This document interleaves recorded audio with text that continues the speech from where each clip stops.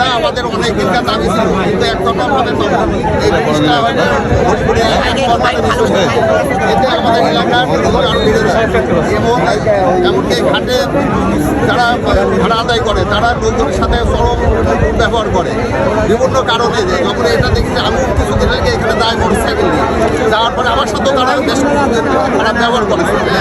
করার পরে তখন এলাকা আমি বা মনেই করলাম হয়তো আমি এখানে বিশেষ করি পড়া থেকে তখন আমি উদ্যোগেই আমি লিখে একটা দরখাস্ত লিখে আমি একটা হচ্ছে মন্ত্রণালয় দিলাম। মন্ত্রণালয় ওখানে ওনারা গ্রহণ করলো, গ্রহণ করার পরে ওনারা অলরেডি হচ্ছে আদেশ দিয়ে দিয়েছে নিষেধ করার জন্য। এখন ইঞ্জিনের উপর খারাপ করে দিয়ে আমাদের কুষ্টিয়া এক্সপ্রেসের বরাবর পাঠাতে হয়েছে।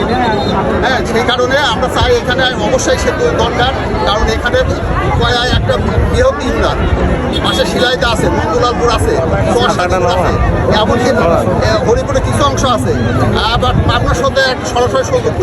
তাছাড়া লালন রবীন্দ্রনাথের কুকিবাড়ি যাওয়া আসার একটা সংযোগ স্থাপন হবে।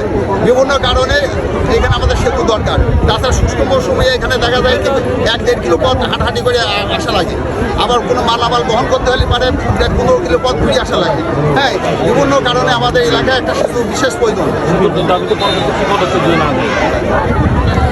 যদি এখানে সেতু না দেয় তাহলে মানে আমরা এখানে একটা বৃহত্তর আন্দোলন ঘোষণা করবো। তারপর বিভিন্ন যে দরকার হয় আমরা ডিসি অফিস ঘেরাও করবো, এক্সিস অফিস ঘেরাও করবো, বিভিন্ন